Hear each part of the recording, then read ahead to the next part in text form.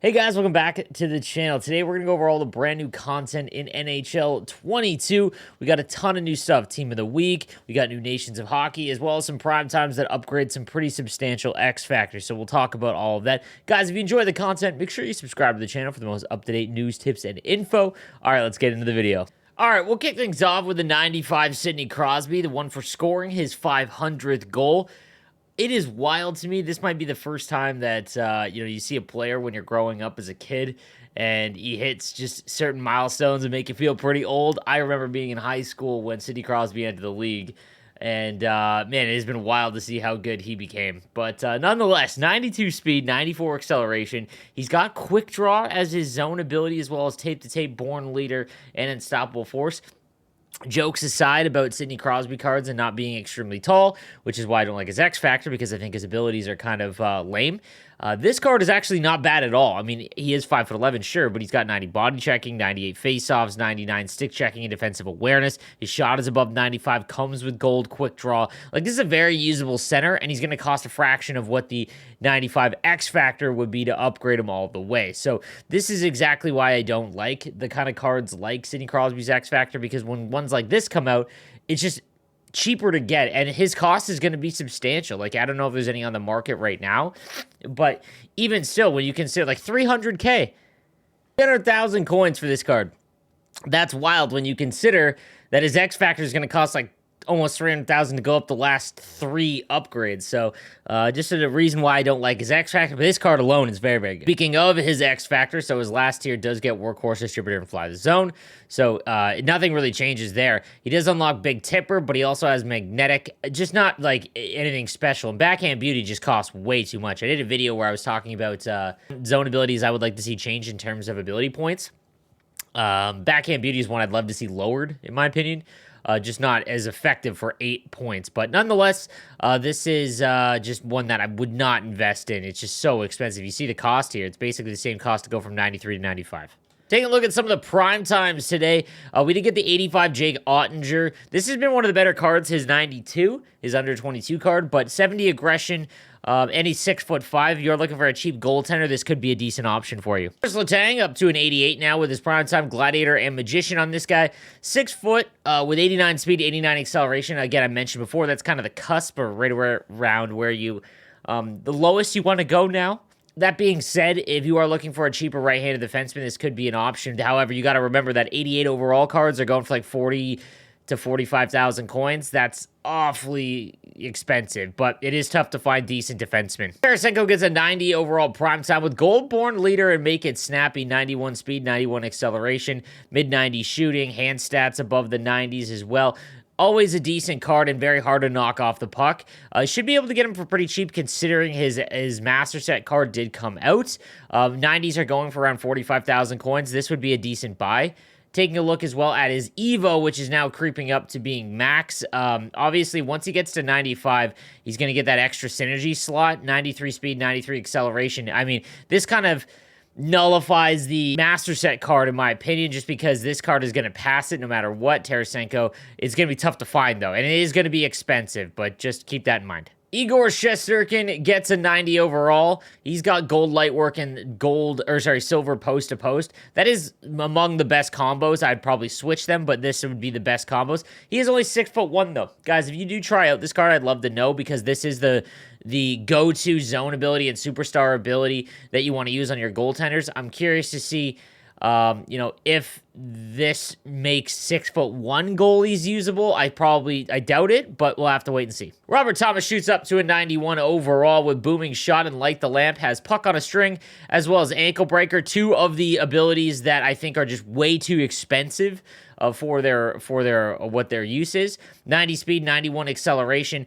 If you are looking for a cheaper card, like this is the 91s I've always mentioned, this is where you want to look, because yeah, 50,000 coins for this 91 Robert Thomas is definitely a decent value. You got to remember, guys, that there is no 91 plus set, meaning that these cards take the biggest hit because they're, I don't know, viewed more because they're not used for a specific set, even though they work just the same as 89 overall. So be sure to look out for this card. I think for 50K, that's not a bad price. ELIAS LINDHOLM gets the 92 overall with Thief as well as Gladiator. Has unstoppable force and shock and awe. 92 speed, 92 acceleration. His defensive stats are perfect. It's a really good centerman card, low-key. Like, if you get both these synergies activated, you've got a really nice center option. I'm curious if there's any up in the auction house right now. And there is. 89K is not a bad price. Like I said, center is pretty tough to find a really useful one outside of master players, and this is an all-around really, really good card. Kucherov shoots up to a 93 overall, is 5'11", has Make It Snappy and All Alone. Obviously, two of the more less useful ones, 93 speed, 94 acceleration, and his shot is basically maxed, hand stats are maxed. This is one of the better left-handed players now. I did mention that his X Factor is one that I think is still useful. Like, it is one that you could get away with, and I think that is worth the value. I don't know if I would start it now and go all the way up, but he does have, like, Booming Shot, Fly the Zone, Glider. You activate all that with 1T. Silver 1T is nice as well.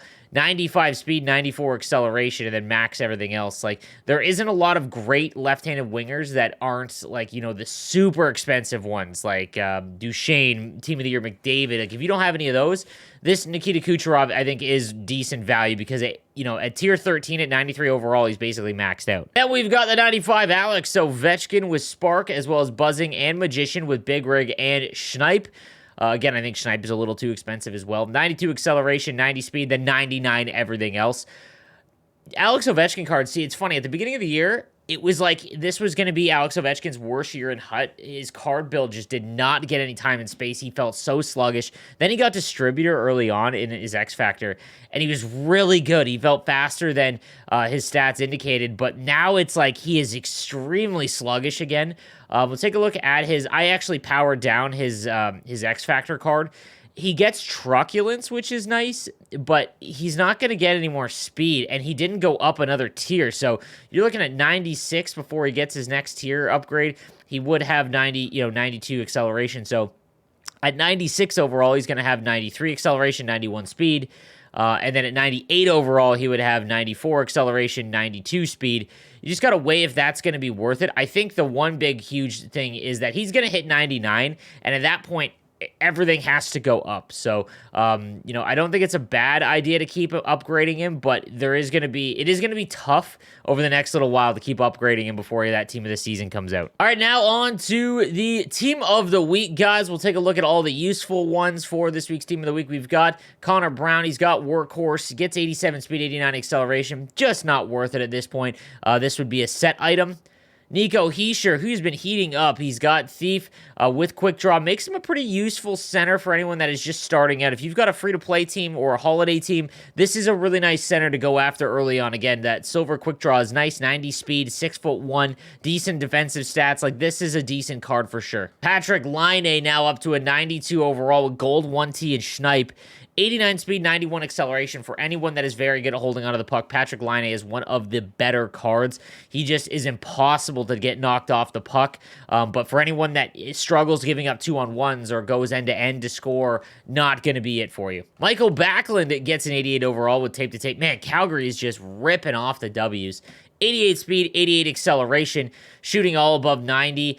You know, just a really good all-around card here. But, you know, I just think that there might be better options for what you're going to have to pay for an 88 overall card. Sidney Crosby gets a 95 team of the week with Big Tipper and Eclipse, which is a really fun combo, but just does not seem to work at all. Like, I think Big Tipper should go down because the situation to actually get him in position to shoot and tip a puck is very difficult. It just makes it extremely situational. But I mentioned this before. Like, I think that it's much cheaper to get him than his X Factor, and I think at that point it's worth it, in my opinion. Ryan Rust gets a wingman as well as no contest. Same, I mean, 80 at 86 overall, 90 acceleration, 88 speed at 5'11". There's just better options among right-handed wingers. Kyle Connor now with Shock and Awe as well as no contest. Don't really think he's going to be worth the 50K. It's close. His hand stats are pretty maxed out. Actually, you know what? As a left-handed winger that's 6'1", this is a pretty good card. I bet you can get him for like 50,000 coins. I talked myself into it. Dylan Larkin, always some of the best cards. Close quarters and Make It Snappy. Close quarters is a really fun one to activate on your centerman. 94 speed, 94 acceleration. Really, really good card. Honestly, one of the better, cheaper options. At 89 overall, he's going to be about 40,000 coins, but I think it's one that is definitely worth it. Brayden Schenn with Workhorse and Thief and Quick Draw. Makes him very good at center, but he's got 87 speed and 89 89 acceleration. You could go with that 87 Nico Hischier and get the same situation exactly. Roman Cervenka gets a 90 overall with Born Leader and Tape to Tape, 91 acceleration, 91 speed, and great defensive stats. Again, a really sneaky one that you could get to be a decent centerman for you, especially if you've got, you know, some lower 80s or mid 80s centerman. I think this is a really nice card. And then Dominic Cahoon, 88 speed, 88 acceleration, 5'11". I would just avoid at this point. He'd go into a set. On defense, we've got the 91 Oliver Ekman-Larsson with 1T and Seeing Eye. This looks to be the combo that allows you to get some one-timers actually to go in from the point. 92 speed, 91 acceleration. I do like this card and his build. He's 6'2", good defensive stats, really decent buy if you are looking for a non-master set left-handed defenseman. Tony DeAngelo moves up to an 87 overall with In Reverse, 91 speed, 91 acceleration, and 93 agility. 5'11" is tough, but he is a little bit faster, and at 87 overall, there isn't many cards around that, you know, that overall range. He's going to cost about 30,000 coins, but at 91 speed, you could do worse, I think. And then you've got you've got the 84 Frederick DICHOW, 6'5". He's got 87 positioning, 83 speed, and 65 aggression. Again, if you're looking for a lower overall goaltender, like a really cheap one, you've just started your team, this could be an option for you. I think that at that point, though, like for anyone that's been playing, this is just an avoid. All right, guys, that's going to do it for this week's Team of the Week and Prime Times for yesterday. Let me know what you think in the comments section down below. Curious to hear your thoughts as always, and I will see you next time. Have a good one.